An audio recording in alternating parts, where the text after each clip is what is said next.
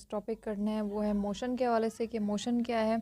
तो बेसिकली मैं पहले आपको डेफिनेशन बता दूं मोशन के हवाले से। तो motion is anything that moves in anything that moves in motion और change in position with time, कि जब कोई चीज़ वक्त के साथ साथ अपनी जगह को तब्दील करती है, ठीक है, या हरकत करती है, तो इसका मतलब है कि वो चीज़ मोशन में है, ठीक है।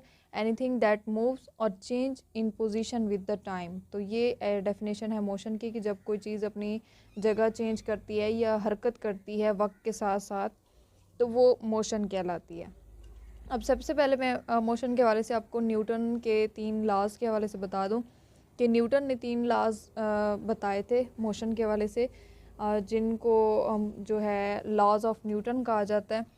तो फर्स्ट लॉ के हवाले से अगर मैं बात करूं तो फर्स्ट लॉ जो है उसको लॉ ऑफ इनर्शिया कहते हैं, ठीक है। ये लॉ ऑफ इनर्शिया कौन सा लॉ है, तो वो फर्स्ट लॉ है।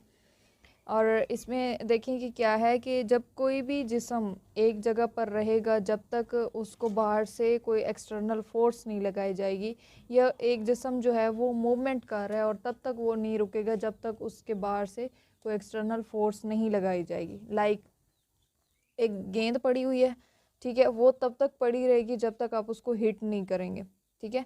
जब तक आप उसके ऊपर फोर्स नहीं लगाएंगे, उसको हिट नहीं करेंगे, तब तक वो बॉल जो है अपनी जगह पर ही पड़ी रहेगी। तो ये है कि जब बॉडी रेस्ट पर होती है तो वो तब तक मूव नहीं करती जब तक आप उसको बाहर से कोई एक्सटर्नल फोर्स नहीं लगाते। और दूसरी बात कि कोई भी बॉडी मोशन में रहती है जब तक, वो तब तक स्टॉप नहीं करती जब तक आप कोई फोर्स नहीं लगाते। अब इसकी बात है कि लाइक गाड़ी है वो चल रही है, ठीक है, तो गाड़ी चलती रहेगी तब तक नहीं रुकेगी जब तक आप खुद उसको नहीं रोकेंगे, ठीक हो गया। तो ये थी कि बॉडी जो है वो मोशन में रहती है और तब तक स्टॉप नहीं करती जब तक कोई एक्सटर्नल फोर्स उसको स्टॉप नहीं करती। ये था न्यूटन का फर्स्ट लॉ। अब न्यूटन के सेकंड लॉ की बात करें तो ये है लॉ ऑफ एक्सेलरेशन। न्यूटन के सेकंड लॉ को लॉ ऑफ एक्सेलरेशन कहते हैं। तो इसमें वो कहते हैं कि acceleration of body is directly proportional to force but inversely proportional to mass, कि जो एक्सेलरेशन होती है, ठीक है, वो फोर्स की तो डायरेक्टली प्रोपोर्शन होती है, यानी कि अगर फोर्स बढ़ेगी तो एक्सेलरेशन भी बढ़ेगी, ठीक है। लेकिन जो मास होता है उसकी इन्वर्सली प्रोपोर्शन होती है, यानी कि वो उसकी उल्ट होती है कि अगर एक्सेलरेशन ज़्यादा होगी तो मास कम होगा, अगर मास ज़्यादा होगा तो एक्सेलरेशन कम हो जाएगी। तो ये यानी कि उसका इन्वर्स उसका आपस में रिलेशनशिप है। थर्ड लॉ की बात करें, तीसरा कानून जो है इसका, तो उसकी बात करेंगे लॉ ऑफ एक्शन और रिएक्शन, कि जो थर्ड लॉ है वो है लॉ ऑफ एक्शन रिएक्शन कहलाता है। तो इसमें वो कहते हैं कि every action has equal and opposite reaction, कि हर एक्शन का जो है इक्वल और ऑपोजिट रिएक्शन होता है। कि अगर सपोज लाइक के आप लोगों ने जो है एक कॉमन सी एग्जांपल है जो हम छोटे होते हुए से पढ़ते हुए आ रहे हैं, फिज़िक्स में पढ़ते हुए आ रहे हैं, मैट्रिक्स से, कि जब आप लोग जो हैं फायर करते हैं गन के साथ, बंदूक के साथ गोली चलाते हैं, ठीक है, तो क्या होता है, बुलेट आगे की तरफ मूव करती है, ठीक है, और वो जो गन होती है ना उसकी, हाँ, उससे थोड़ा सा हमें पीछे की तरफ झटका सा मिलता है। तो ये होता है law of action and reaction.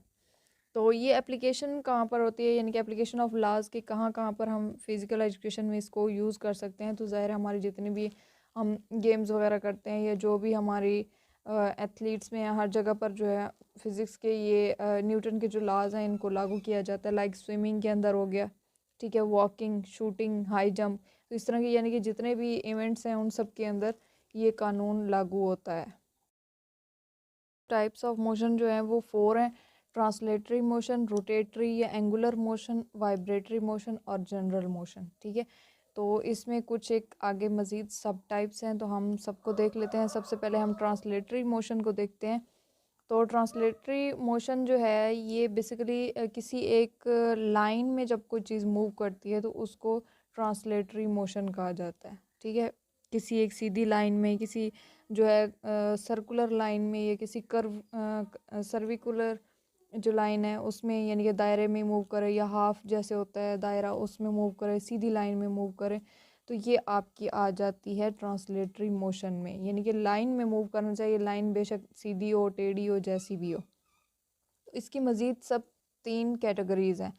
First आ जाती है रेक्टिलिनियर या लीनियर, ठीक है, दूसरी है सर्विकुलर या सर्कुलर, और थर्ड होती है नॉन लीनियर या रैंडम। तो इसमें इसको एक एक करके पढ़ते हैं। फर्स्ट आ जाती है रेक्टिलिनियर या लीनियर। तो ये ऐसी मोशन होती है जो बिल्कुल सीधी लाइन में मूव करती है। जब कोई जिस्म बिल्कुल सीधी लाइन में मूव करेगा, ठीक है, तो वो जो मोशन होगी वो आपकी रेक्टिलिनियर या लीनियर मोशन कहलाएगा। और इसके बाद जो है दूसरी अगर बात करें सर्विकुलर, तो ये आपको पता चल गया है कि नाम से ही वाज़ह है कि हाफ कर्व जो होता है, ठीक है, आधा जो कर्व होता है या आधा दायरा जो होता है, जब कोई चीज़ इस तरह से मूव करेगी यानी कि आधे दायरे की शक्ल में मूव करेगी। जस्ट लाइक आप लोगों ने जो है क्रिकेट खेल रहे हैं और वहाँ पर आप लोगों ने सिक्स मारा है, तो सिक्स क्या होता है कि जब बॉल होती है वो हिट करती है तो ऐसे देखा करें ना, थोड़ा लंबा सा जाके जो है ना, लंबी सी लाइन में जाके वो बॉल नीचे गिर जाती है। तो वो जो होती है वो आपकी सर्विकुलर मोशन कहलाती है। इसके बाद हो जाता है सर्कुलर मोशन। अगर सर्कुलर मोशन के बारे में आपको बताऊं तो सर्कुलर किसको कहते हैं? सर्कल को, गोल दायरे को, ठीक है। तो जब कोई चीज़ एक सर्कल में मूव करेगी, गोल दायरे में मूव करेगी, तो वो कौन सी है? वो सर्कुलर मोशन है। जस्ट लाइक कि हमारी ज़मीन जो है वो सूरज के गिर्द चक्कर खा रही है, तो एक गोल दायरे में चक्कर खा रही है, ठीक है।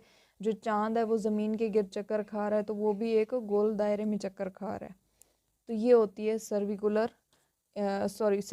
मोशन। इसके बाद आ जाता है रैंडम या नॉन लीनियर मोशन। तो इसमें जो है मोशन जो होती है ऑब्जेक्ट की, वो किसी स्पेसिफिक पाथ में नहीं होती, किसी सही एक जो है सीधे रास्ते में नहीं होती, बल्कि आड़े टेढ़े रास्ते होते हैं, ठीक है, कहीं से बल खाते हुए सीधे।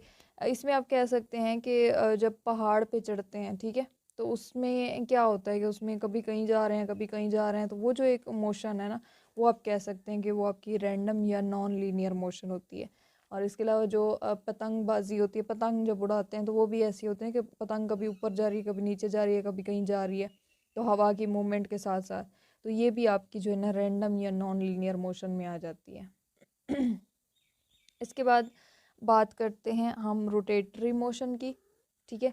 तो रोटेटरी मोशन या एंगुलर मोशन जो है इसको कहते हैं। तो इसके बारे से अगर बात करें तो ये ऐसी मोशन होती है जो बॉडी किसी एक फिक्स पॉइंट के गिर्द मूव करती है, यानी कि बॉडी एक जगह पर फिक्स है लेकिन मूवमेंट उसकी, बॉडी मूव कर रही है लेकिन एक फिक्स पॉइंट के गिर्द।